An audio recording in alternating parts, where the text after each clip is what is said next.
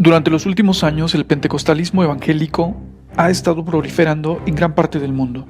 En Latinoamérica particularmente ha crecido muchísimo.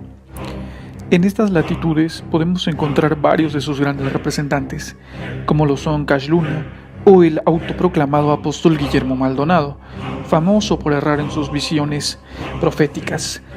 El famoso cantante Jesús Adrián Romero también forma parte de sus grandes líderes. Estos son solamente algunos nombres. La teología que estos líderes manejan está muy alejada de una correcta interpretación de la Biblia. En su gran mayoría son opiniones personales, análisis que cada cual hace de lo que lee en la Biblia.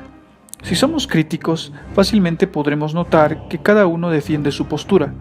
Esa es la principal razón de por qué existen tantas iglesias dentro del pentecostalismo. Cada pseudoteólogo argumenta tener su propia visión e interpretación del canon bíblico.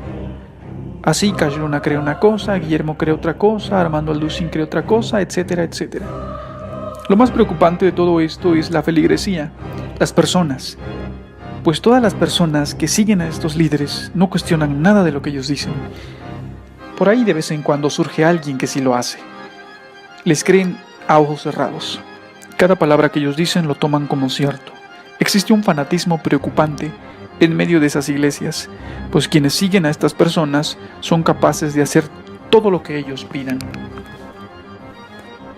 Esto último es muy peligroso, pues cuando un ser humano deja de cuestionar y acepta todo simplemente porque un supuesto iluminado por Dios lo dice, esta persona se vuelve un títere, un peón que puede ser manipulado al antojo de quien se ostente como líder.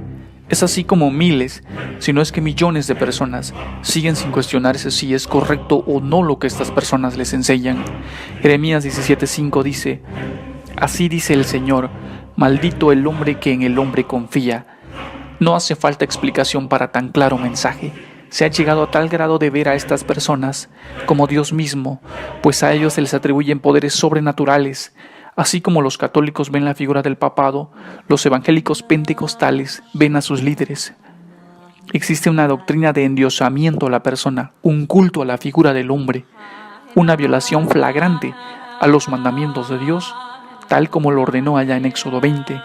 No tendrás dioses ajenos delante de mí. Satanás ha encontrado tierra fértil entre estas personas y sus líderes, pues al ellos verse en un ambiente de cuasi adoración a su figura, se asumen como tales y aceptan siempre gustosos la agradable tentación de la fama. Así vemos a un Cash Luna que en medio de un grupo de incautos se asume como sanador, además de forjar barreras espirituales arrojando la Biblia al piso y haciendo que unas cuantas personas faltas de entendimiento se tiren al piso retorciéndose de forma demoníaca, asumiendo de esto una supuesta manifestación del Espíritu Santo. El colmo de todo ello es cuando Cash Luna afirmó su transfiguración e incluso mostraba supuesta evidencia de ello. Esto no es una invención mía, ello puede encontrarse en la red, con simplemente escribirlo y buscarlo. De verdad, les invito, sean críticos, cultiven el pensamiento crítico, no se queden con lo primero que les digan.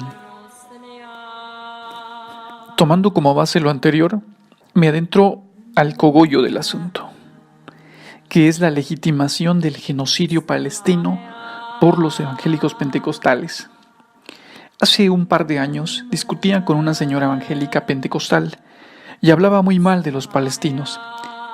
Casi me decía que merecían ser asesinados por Israel, el supuesto pueblo de Dios.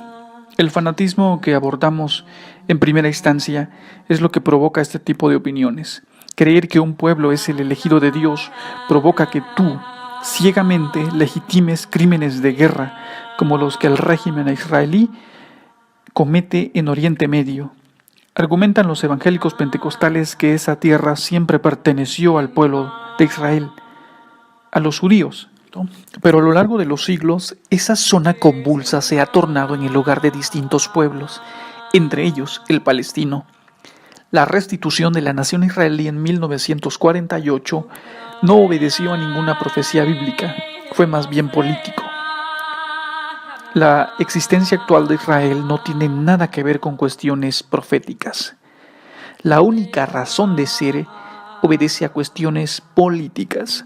Sirven como puente para la desestabilización en Oriente Medio, son el arma de Estados Unidos, que por cierto fue quien hizo la mayor parte en la Guerra de los 6 días, que los evangélicos presumen aún más que los propios israelíes, pues se regocijan de su victoria en 6 días y dicen que Dios se las dio. Fueron los Estados Unidos, no Israel. Dios ya no libra guerras. Eso es un principio básico dentro de la teología. Se llama teocracia. Israel ya no es una teocracia. Además, quienes volvieron a lo que hoy es Israel con la famosa ley del retorno no fueron judíos de raza, sino házaros, judíos conversos. O sea que la mayoría de los que habitan hoy el territorio de Israel no son judíos de raza, son judíos conversos. Por favor, estudien, lean, documentense. No hace daño leer. Israel fue en su momento el pueblo de Dios, pero con el rechazo del Mesías sellaron su destino y pasaron a ser un pueblo más en el mundo. Hoy por hoy, la interpretación del pueblo de Dios se acuña a todos los que aceptan a Jesús como su Salvador personal y guardan sus mandamientos. Entre ellos, el sábado. Le duela a quien le duela.